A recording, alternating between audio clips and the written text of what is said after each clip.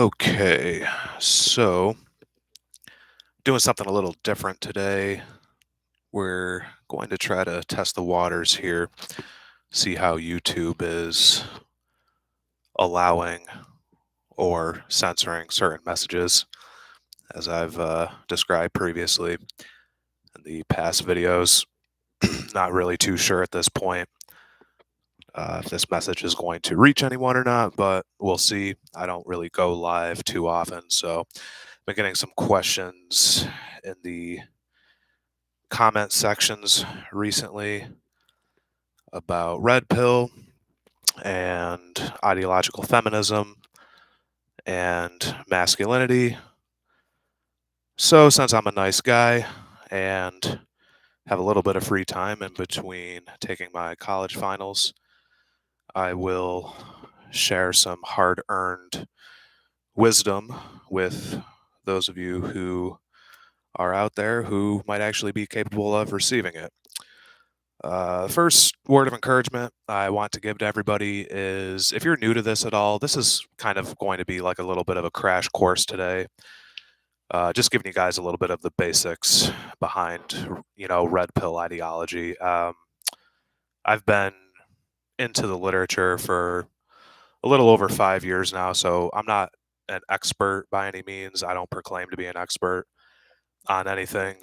This is really just me sharing, some of the different life experiences that I've had and some of the lessons I've had to learn over the years as this journey has kind of progressed. But word of encouragement to other people is so one of the terms we talk about a lot is the red pill rage, and I'll kind of describe what that means during the course of this stream. But a lot of guys today get discouraged when they have the perception that like the dating market is hopeless, for instance, or they feel like they can't find any women anymore that are actually worth dating or marrying. And there are a lot of legitimate talking points regarding that. I'm not saying that that's not a serious problem right now. As many of you know, you know I'm in my early 30s, and part of the issue that I've dealt with in the past is, unfortunately, a lot of the women who are my age are already divorced by now. I have too many priorities in my life to date women that are like my own age, So if I'm speaking to different women or involving them in my life, they typically tend to be younger than me. Um, and I realize that's another controversial talking point today, but like I said, I'm really not interested in anybody's opinion about that. That's just the decision that I've made for myself as a man because I believe that's in my own best interest. I'm not getting involved with divorced women who've already fucked up their own marriages, who are broke, or, they live chaotic lives. They have no respect for men. Like, that makes no fucking sense for me to involve myself with those women. But, anyways, so yeah, a lot of guys do get discouraged because, the dating market, at least in America, is really fucked right now. Some people may realize that, some people may not, but that's just the cold reality of the situation. So my word of encouragement would be that there are other women out there, despite all the feminist propaganda and rhetoric and all this trash that you see on reality TV shows or, these feminist books like the what's the name of that one there that everyone talks about now, The Handmaid's Tale and all this fucking trash. Like, I realize that there is a lot of feminist propaganda out there today that basically shits on masculinity. People have been socially conditioned, at least over the past 30 years in America, and especially, the female demographic. They've been um, successfully brainwashed by all these marketers, essentially, who really just want them to end up alone, loveless, divorced, whatever the case may be. This is why a lot of women that believe and buy into these ideologies see no value in men because they've already accepted the narrative of mainstream culture, which has conditioned them that way. So, But my word of encouragement is that, I do know older women who see through the bullshit of feminism. They don't agree with it at all. And I've been able to have very, uh, intelligent conversations with those women. And there's even women who are in their early 20s that I know, and, they see eye to eye with me on a lot of these different social and political issues. They don't necessarily believe that they should be shamed or mocked by society for being Christians or for wanting to be heterosexual women who just marry a guy and, have kids with him and have, stable, healthy marriages. So I'd say, if you're a guy right now in the dating market and, you're having issues with women or you think there's no hope, it can be very easy to despair. Like I said, there is a lot of trash that is going on today that is leading a lot of modern women to live the lifestyles that they do. So it can be easy to look at that and say, wow, like, I don't know if I'm ever going to have a girlfriend or a wife, or it might not even be worth having kids in this country anymore. So, it's normal that those are normal thoughts to have, but, just, the word of encouragement that I would give you guys, like I said before, is to just keep going with what you're doing. In a lot of situations, you're going to have to come to terms with the fact that most of the people around you, and this is one of the teachings of Red Pill in general, most of the people around you, if they're brainwashed or they're just fucking idiots, like that's just the cold reality. Like they're clueless to all of the things that I've ever talked about, for instance, on this podcast or whatever. You know, a lot of them don't even have the attention span anymore to, tune into long form podcast content and or like read their own books and do research themselves to come to their own conclusions. These are the kinds of people that you're dealing with a lot of times, which is why, once again, a lot of these people, they ghost you, they cancel culture you, they keep certain boundaries with you because they feel like, you know and once again, this comes from what the culture has told them, that, if you're a masculine man, for instance, then, oh, well, that means you must be toxically masculine, like any expression of masculine behavior. Like if you're a Christian man, for instance, the old trope is that all Christians are uneducated bigots and they hate gay people. So just stay away from them because they're, closed minded and stupid people. Never mind the fact that, like I've said previously, Tolkien, who wrote the Lord of the Rings series, he was a Christian. He studied at Oxford. He was in World War One. He was a soldier. He was a very inspiring man, and he ended up selling a book series that was the second most marketed book in the 19th century, um, second only to the Bible. So there's men like that. There's men like Ravi Zacharias, who passed away a few years ago, but he was another example of a Christian man who was an apologist. He studied at Oxford in theology and philosophy. Very intelligent man.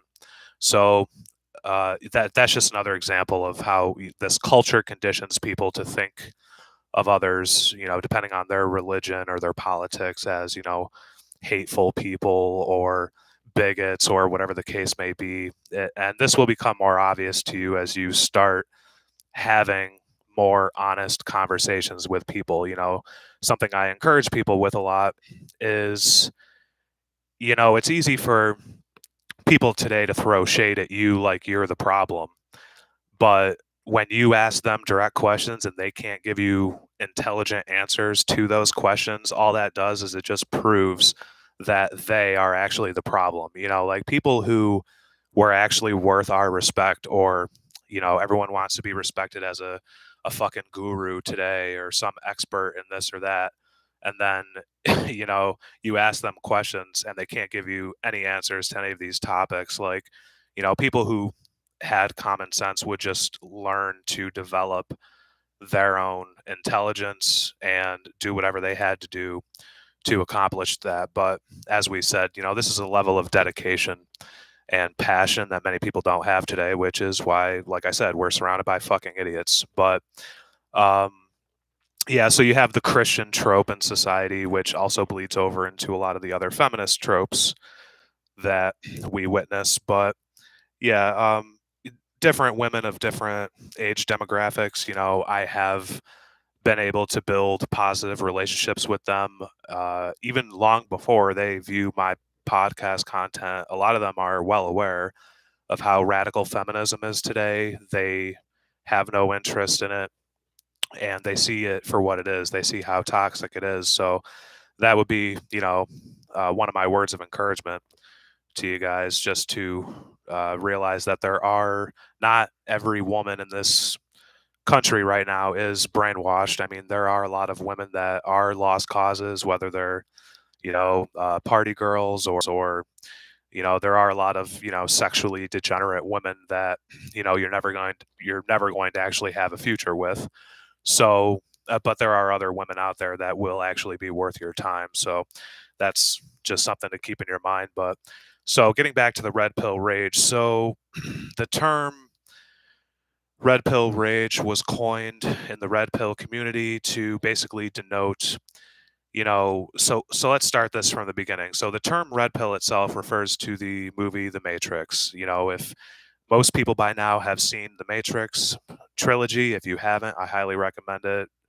Arguably, one of the best movie series of all time. But the red pill community coined the term red pill in relation to how it relates to feminism and the world that we live in today, at least with modern feminism being what it is. Because in the movie, as people will remember, Morpheus lives in the real world. He comes and finds Neo, who is supposed to be the chosen one. He's going to be the savior of the race, but Neo is still stuck in the Matrix. So Morpheus comes and offers him the choice of taking the red pill or taking the blue pill. He tells him the truth about the world that he was born into.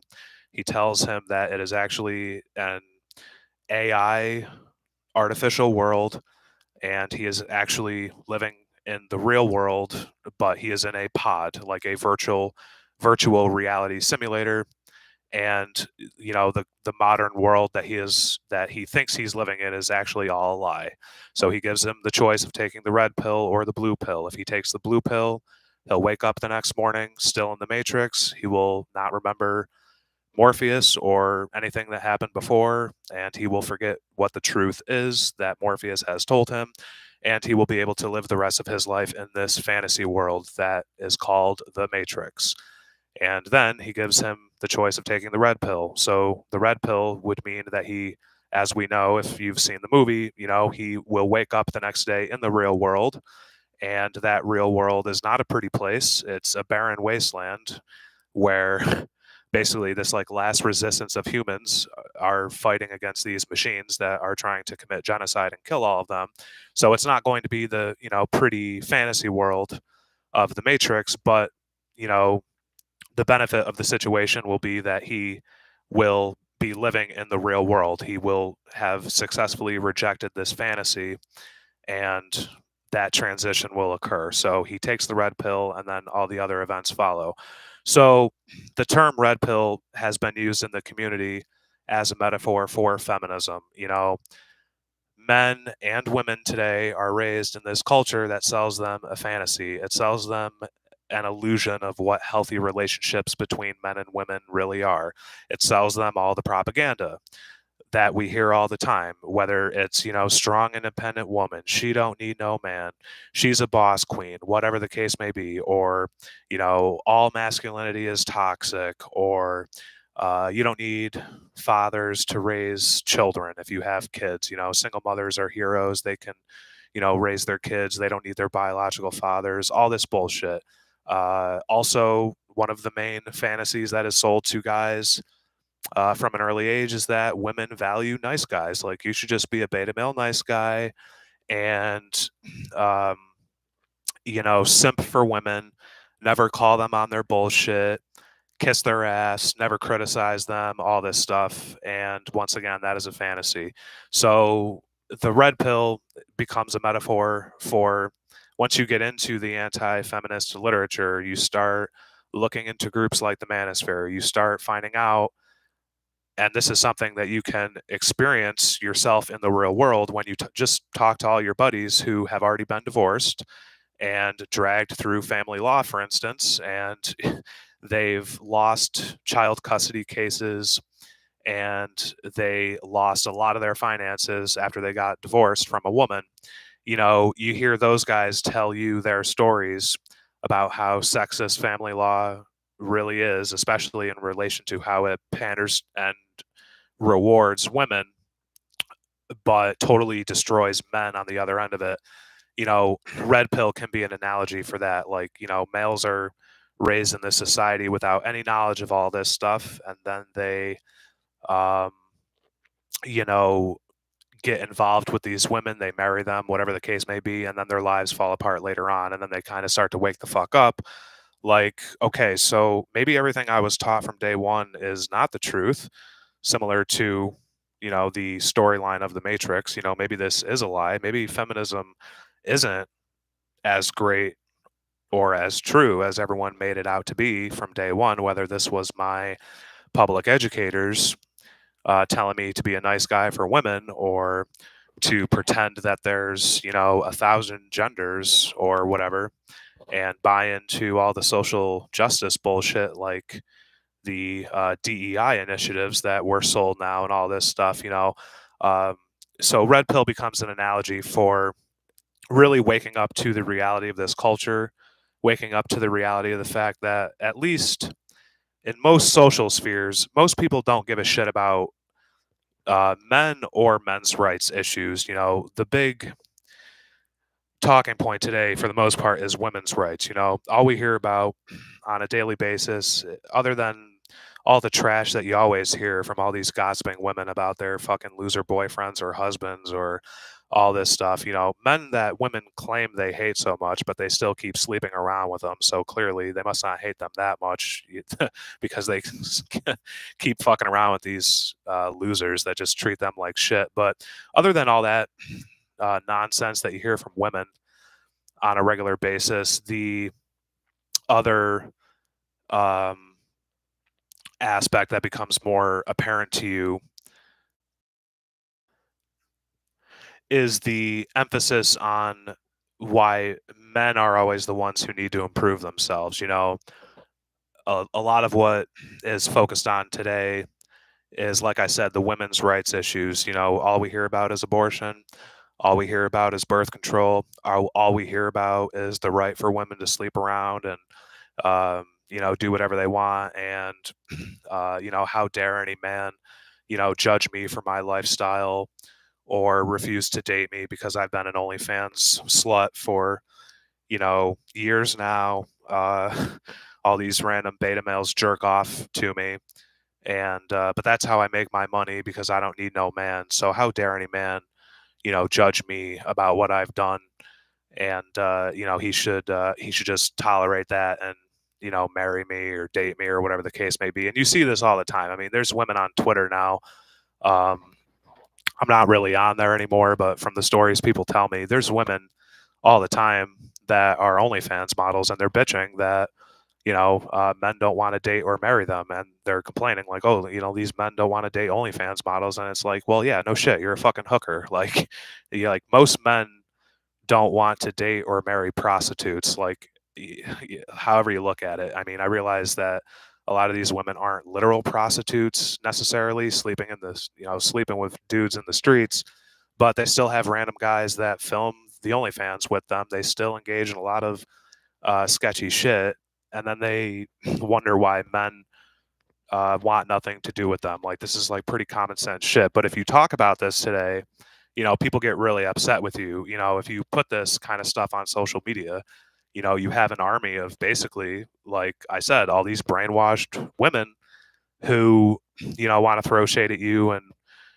just try to cause all these problems. And it's like, hey, like, if they want to live their lives that way, like, that's another thing with the red pill rage. Like, we call it red pill rage because, like, a lot of guys get discouraged because they're like, well, fuck, like, it's obvious to me that this culture is like sick and depraved and fucking retarded, but like no one else seems to understand that. So that's why we call it like the red pill rage, because it can be easy to get into this like very nihilistic mentality of like, oh, well, there's no hope because I can't communicate what I'm seeing to other people. And even if I give them evidence to prove that this is going on, they're not going to care anyways. And like I said, there is some validity to this. Like I said, a lot of people are consumerist zombies right now since the onset of social media and being, addicted to their cell phones and having all these other problems that they can't think for themselves anymore. So there is validity to some of those arguments, but like the flip side of the red pill rage is to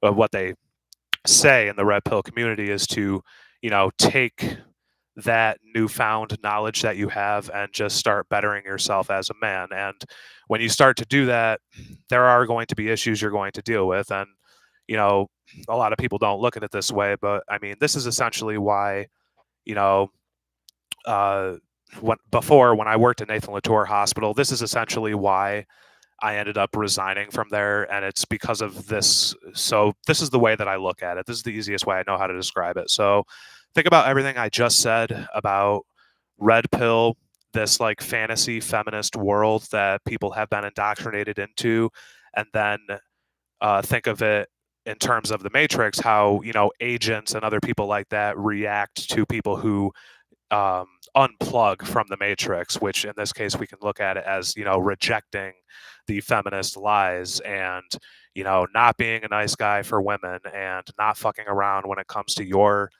First Amendment rights, or or if you decide like I'm going to be a Christian and I don't care what anyone thinks about it, this is how I'm going to lead my family as a man, and this is what I'm going to teach my children, and if you don't like it, go fuck yourself. So like think about how people react to men in society who live their lives that way, and then you'll kind of understand this situation a little better. So ultimately, the reason why I had so many issues at Nathan Latour Hospital was because, once again, like every other woke institution today, it's first of all, every workplace for the most part, unless you work for like a small business owner who does whatever the fuck he wants, you know, big business, they all operate under globalism, which means that anyone who doesn't embrace their version of morality or their version of the truth, they become targeted. So, the reason I left Nathan Latour Hospital was because, once again, you had all these people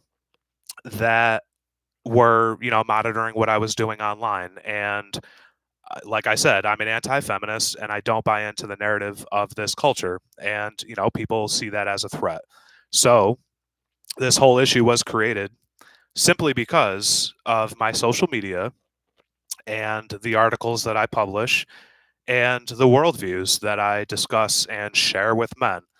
And like I said, a lot of that has to do with the single motherhood epidemic.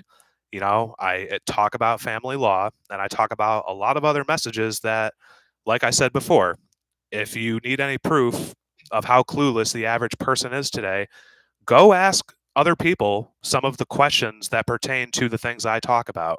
Because I guarantee you, the majority of them are going to look at you like a fucking idiot and say, oh, gee, I don't know. I don't know. I don't have an answer for that. Oh, gee, I guess I never really thought about that. So that's how clueless the average person is today. So, like, the irony is that, here I am taking all the risks, by the way, that no one else will ever fucking do themselves because they're pussies and cowards who refuse to speak the truth about women or gender or anything, whether it's online or in real life. So here I am taking all the risks and taking all the heat to have the balls to speak the truth and try to encourage and enlighten other people with knowledge that they clearly don't fucking have, and yet I'm being attacked for that. There's other people who are so offended by that message that they want me out of their work environments. They want to try to censor the message or cause all these problems in my personal life because they disagree with me or whatever the case may be. So I just use that as an example to show you guys the parallels between what we talk about in the red pill community and how that will affect your personal life on some level. And you know going into it, I kind of had the I kind of had the idea that this would have been something that would happen anyways, because I've had enough experiences with people by now to know how they're going to react in certain situations. So it didn't really surprise me. It was a pain in my fucking ass. I had to, rearrange a lot of things in my personal life and, just do a lot of other things at the time. But it just is what it is. Um, so yeah, so that's a little bit about, red pill rage, what the metaphor of red pill means today.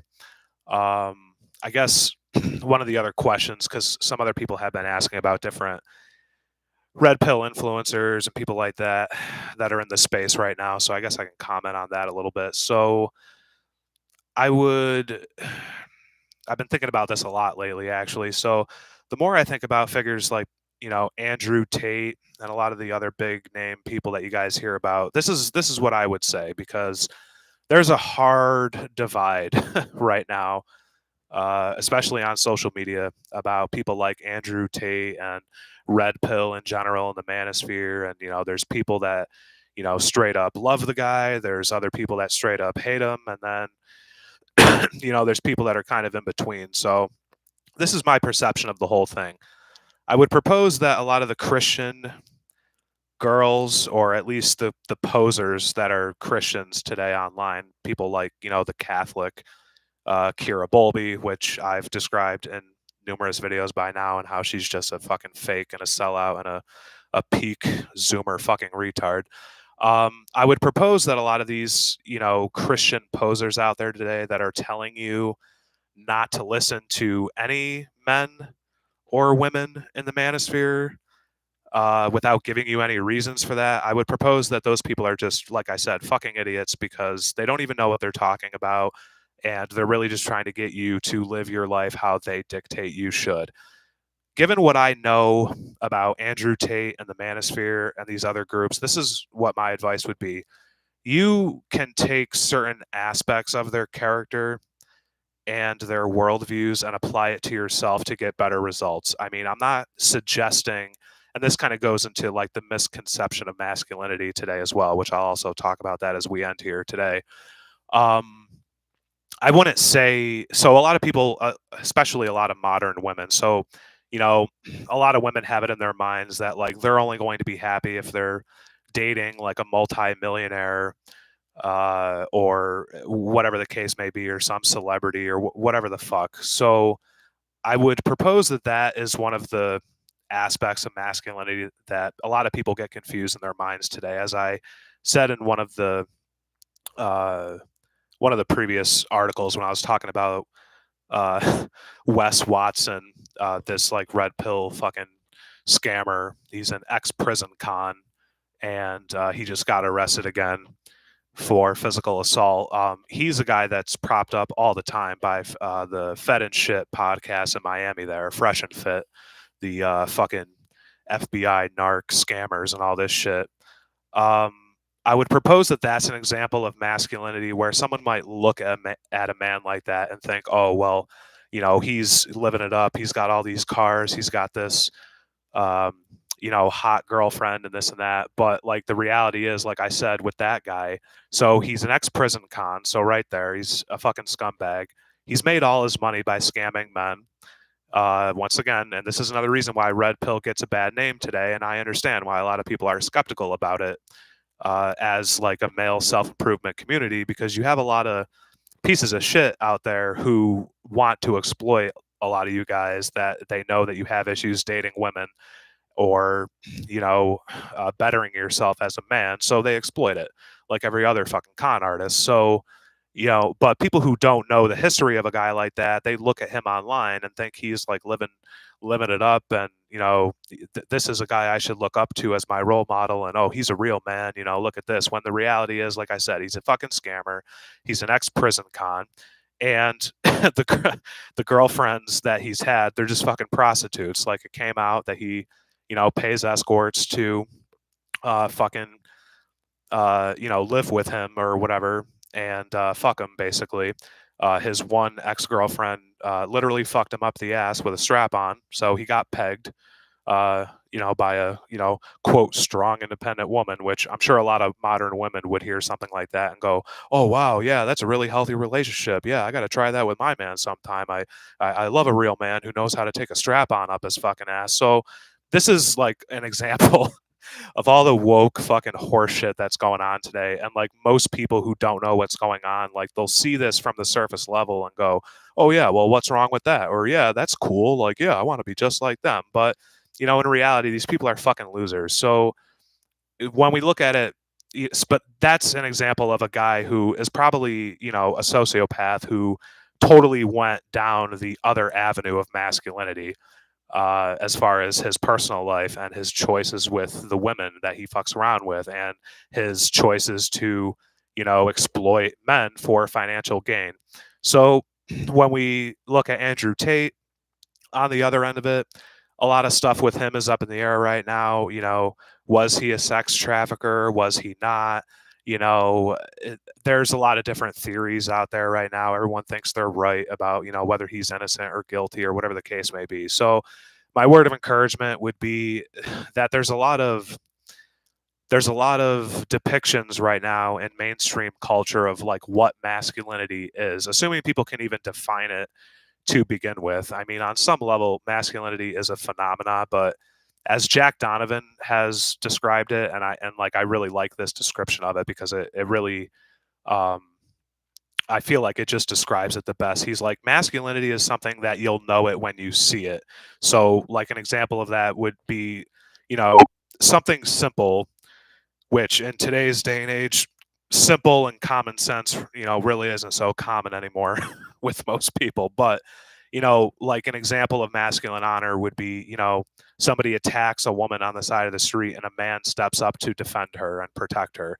That would be a positive expression of masculinity.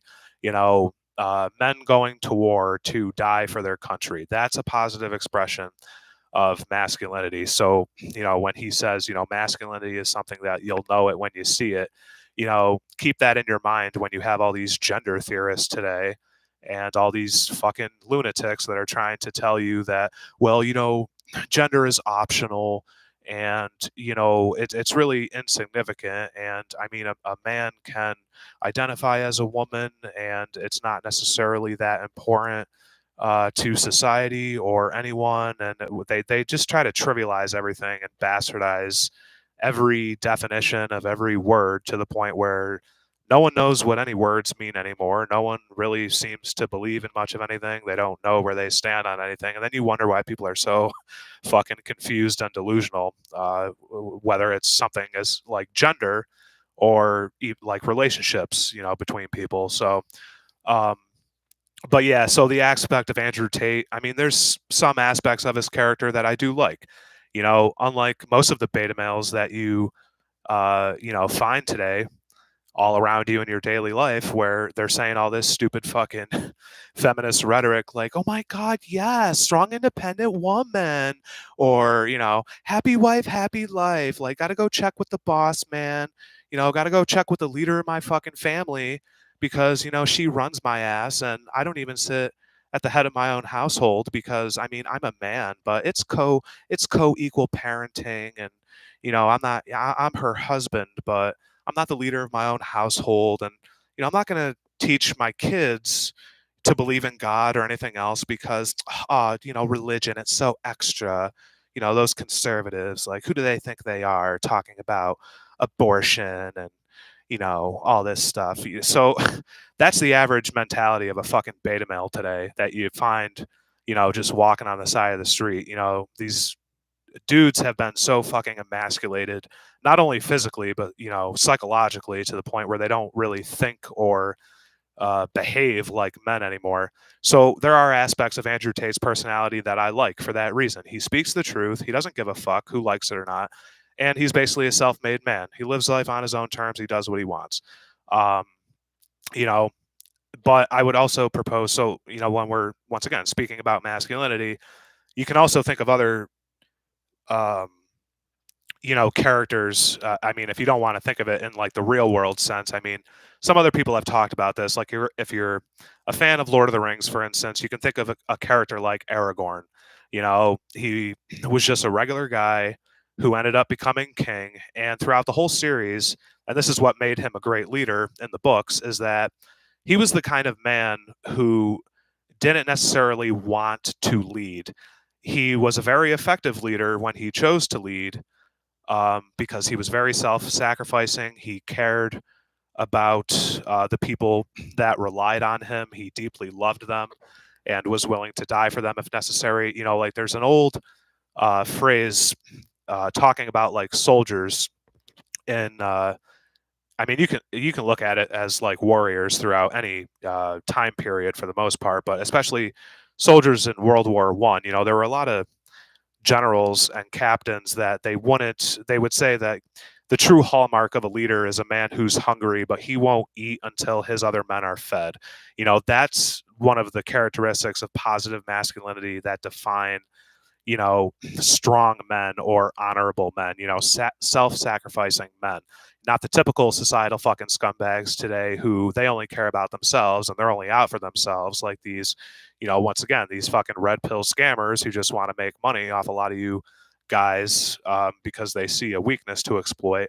So that's an example of, positive masculinity, at least in literature, like um, Aragorn wasn't a man of high birth. He didn't come from money or like a wealthy family or anything in the book series, but he was still a good man. He was still honorable, and he ended up becoming king because of the loyalty that he had from the friendships basically that he built with the other characters in the series. So that's an example.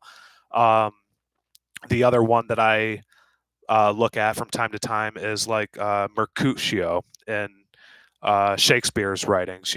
Characters would say of Mercutio that, he has a silent determination, the silent determination of Mercutio. It's this idea that instead of being loud and all over social media today, like all these other fucking clowns that, oh, well, they're dating some bimbo and they bought a new car and, oh, I got this new job and look at how I'm rolling in money and all this stuff. It's like, instead of embracing that aspect of masculinity, which would really just be, it's not only a form of materialism, but men who act like that are actually acting like women, even though they don't want to look at it that way.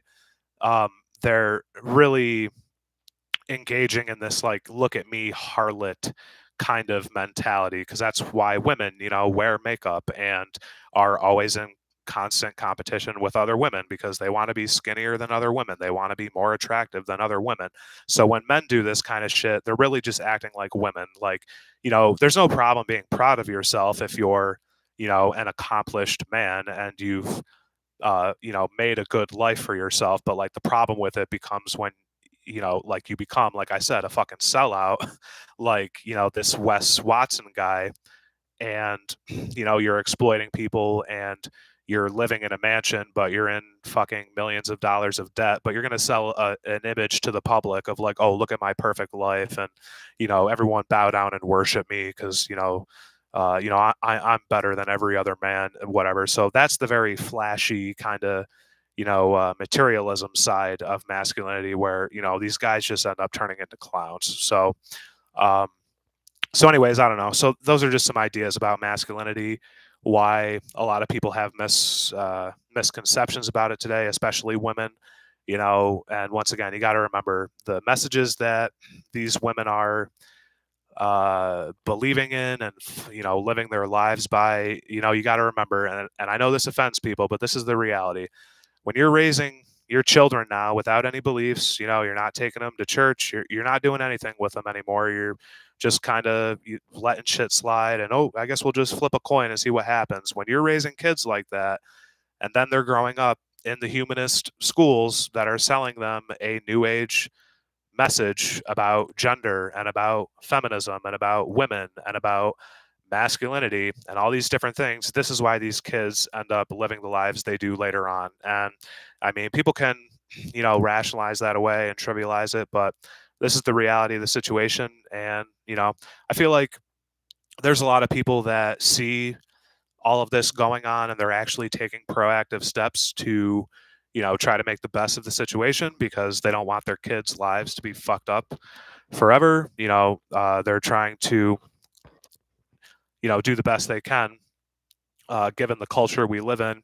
And then there's just a lot of other people that they just don't care. And I mean, that's been my overall, I mean, with a lot of the, personal things that I've experienced, especially the past couple of years. I mean, my experience has been in general that a lot of people just don't give a fuck about anything. I mean, like I said previously, most average people you talk to, even the supposedly like Christian denominations or these conservatives today, like they are totally oblivious as to what is really going on in family law today.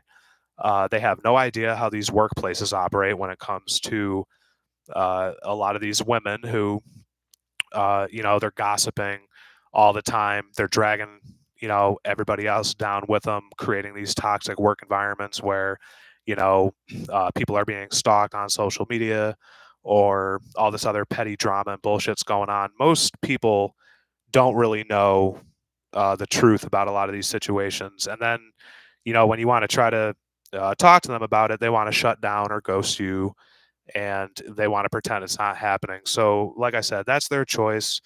There's really nothing you can do about that.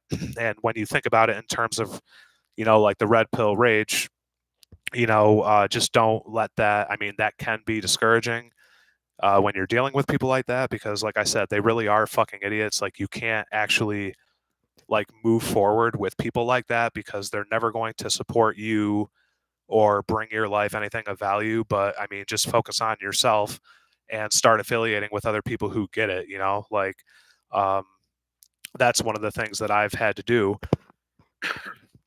the past couple years. Like I said previously, like I just came to the conclusion that from all the work environments that I was seeing and a lot of the other people that I was loosely affiliated with at the time, on my college campus or whatever the case may be, I just had to come to terms with the fact that there are some things that I value in life that other people do not value.